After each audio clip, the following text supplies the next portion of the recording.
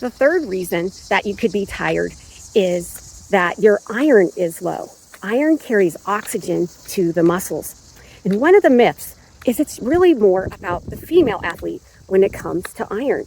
That is the furthest from the truth. I see it a lot in my male athletes. And the biggest lab that you need to get drawn is called ferritin. Ferritin. Ferritin. Ferritin is stored iron. 33% of athletes have low ferritin, but that doesn't show up on their regular iron panel. In fact, so many doctors miss this. In fact, just last week, I had suggested to one of my athletes' parents that they get the ferritin drawn, and the doctor didn't want to run it because they said their hemoglobin and hematocrit was fine. Unfortunately, that is lack of knowledge. It happens a lot. And so then my athletes continue to stay tired.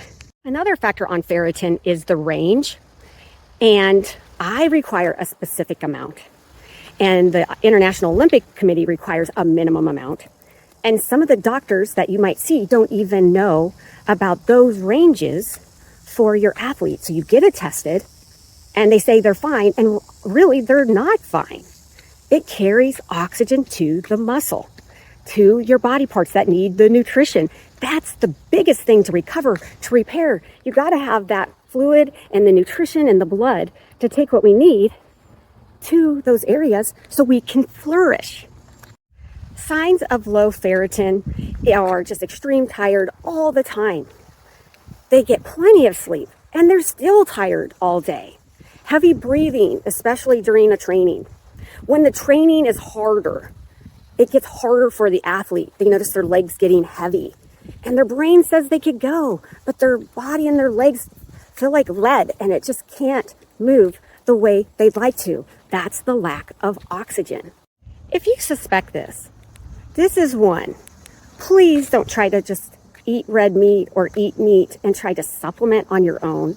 You really got to know the blood work and work with a sports RD to look at all the pieces of why this fatigue is happening. Iron takes a while to go up. It's like a turtle. It crawls down over time and it crawls up. It is not a quick fix. So just throwing food and some supplements, that is the wrong way. You really need to work with somebody, especially if this is something that you think might be the cause. If you're wondering where to go from here or you feel kind of anxious, I'm actually offering 30-minute athlete fatigue checkups, but I only have some limited spots and they're 30 minutes each. So we would review all the 5 things that might be impacting your athletes' levels of tiredness and get you going in the right direction, whether which labs to do or which brands of supplements you might need or how much that they might need. All of that could be covered in that quick 30 minutes. So sign up in one of those limited spots if that's where you feel like you're at with your athlete. All right, you guys, we have identified the 5 things that could be causing that hidden component. Now you have the knowledge. Now you can start making those fixes and you can go achieve your goals and dreams.